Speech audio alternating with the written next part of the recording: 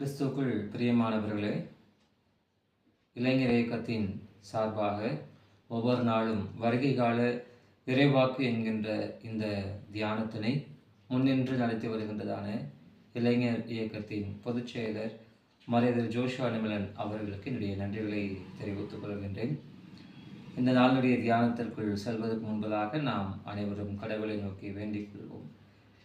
நேசிக்கக்கூடிய அன்பின் நல்ல ஆண்டவரே, கர்த்தாவே, 2000 ஆண்டுகளுக்கு முன்பதாக உம்முடைய ஒரே மகவை இந்த உலகத்திற்கு கொடுத்து இந்த மனுக்குலத்தை மீட்டு கொண்ட உம்முடைய மட்டில்லாத அன்பிற்காக நாங்கள் நன்றிகளை எடுக்கின்றோம். இந்த ஆண்டினுடைய இந்த கிறிஸ்து பிறப்பு மற்றும் வருகையின் காலங்களை நாங்கள் மகிழ்வோடு கொண்டாடுவதற்கு இந்த தியானம் துணை செய்ய வேண்டுமாய் எல்லாம் உள்ள மீட்பராகிய இயேசு கிறிஸ்து வழியாக ஜெபிக்கிறோம் எங்கள் ஜெபங்கள் நல்ல கடவுளே. கிறிஸ்துவுக்குள் பிரியமானவர்களே, இறை வருகை காலம் என்பது கிறிஸ்தவர்களின் வாழ்வில் சிறப்பு வாய்ந்த காலமாகும். இந்த காலங்களில் பல கொண்டாட்டங்கள், சிறப்பு நிகழ்வுகள், பாடல் பவனி என இந்த நாட்களை நாம் கழிப்பது வழக்கம். இந்த கிறிஸ்து வருகையின் காலங்களிலே 3 முக்கியமான காரியங்களை உங்களோடு பகிர்ந்து கொள்ள நான் ஆசைப்படுகின்றேன். முதலாவதாக, இந்த கிறிஸ்து வருகை காலம் என்பது அது பகிர்வின் காலமாகும். Advent is an act of sharing. பொதுவாகவே இந்த வருகை காலங்களிலே நம்மிடத்தில் இருக்கக்கூடிய பொருட்களை பிறரோடு பகிர்ந்து கொள்வது நம்முடைய வழக்கமாக இருக்கின்றது. குறிப்பாக ஞானிகள் கிறிஸ்து பிறப்பு நிகழ்வை கேள்விப்பட்டவுடனே அல்லது மெசியாவின் பிறப்பை கேள்விப்பட்டவுடனே அவரை சந்திப்பதற்காக சென்று தங்களிடத்தில் இருக்கக்கூடிய சிறப்பான பொருட்களை பகிர்ந்து கொண்டு கடவுளை வணங்கினார்கள். ஆகவே இந்த வருகை காலம் முதலாவது நமக்கு நினைவுபடுத்துவது பகிர்வை என்பதை நாம் கருத்தில் கொள்ள இந்த நாளிலே அழைக்கப்படுகின்றோம். இரண்டாவதாக, இந்த வருகை காலம் என்பது தியாகத்தை நினைவுபடுத்தக்கூடிய காலமாக அது உள்ளது. Advent is an act of sacrifice.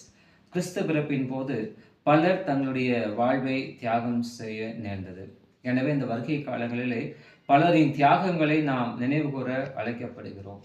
முகம் தெரியாத, பெயர் தெரியாத, முகவரி தெரியாத பல குழந்தைகள் மெசியாவினுடைய பிறப்பின் போது தங்களுடைய வாழ்க்கையை தியாகம் செய்ய நேர்ந்தது. ஒவ்வொரு முறையும் இந்த கொண்டாட்டங்களை நாம் கொண்டாடுகின்ற பொழுது அதற்கு பின்பதாக பலருடைய தியாக வாழ்வு இருக்கின்றது என்பதை நினைவுகூர நாம் அழைக்கப்படுகின்றோம். இயேசுவின் தாயாகிய மரியா அவர்கள் தன்னுடைய வாழ்வை தியாகம் செய்தார்கள். யோசேப்பு தன்னுடைய வாழ்வை தியாகம் செய்தார். ஆகவே ஒவ்வொரு வருடமும் இந்த கிறிஸ்து பிறப்பை நாம் கொண்டாடுகின்ற பொழுது அதற்கு பின்பதாக பலரின் தியாக வாழ்வு இருக்கின்றது என்பதை நாம் நினைவு கூற அழைக்கப்படுகின்றோம். இன்றைக்கு நாம் மகிழ்வோடு கொண்டாடக்கூடிய கிறிஸ்து பிறப்புக்கு பின்பதாக பலரின் தியாக வாழ்வு உள்ளது என்பதை நினைவு கூற நாம் அழைக்கப்படுகின்றோம். நாம் வாழக்கூடிய இன்றைய காலகட்டங்களிலே நம்மை சுற்றிலும் வன்முறை சூழல் இருக்கின்றது. இயற்கை சீற்றங்களினாலே பாதிக்கப்பட்ட மக்கள் இருக்கின்றார்கள். போரினால் பாதிக்கப்பட்ட மக்கள் இருக்கின்றார்கள்.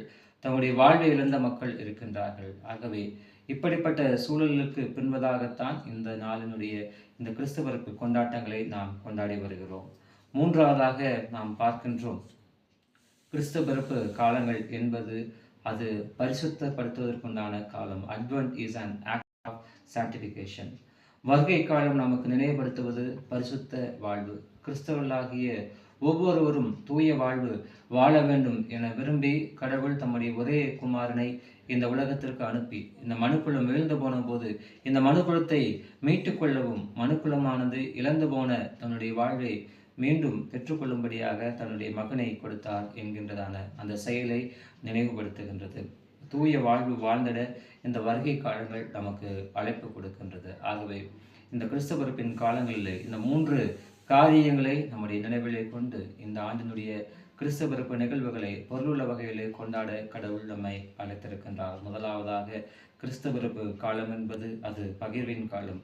கிறிஸ்து பிறப்பு காலம் என்பது அது பலருடைய தியாக வாழ்வை நமக்கு நினைவுபடுத்துகின்றது. மூன்றாவதாக, கிறிஸ்து பிறப்பு காலம் என்பது நம்மை பரிசுத்த வாழ்வுக்குள்ளாக வழிநடத்த அழைப்பு விடுக்கின்றது. இந்த தியானத்தோடு இந்த நாளினை நாம் தொடங்கிடுவோம். எல்லாம் வல்ல ஆண்டவர் தாமே இந்த வசனங்களின் வழியாக நம்மை ஆசீர்வதித்து பலப்படுத்தி காப்பாராக.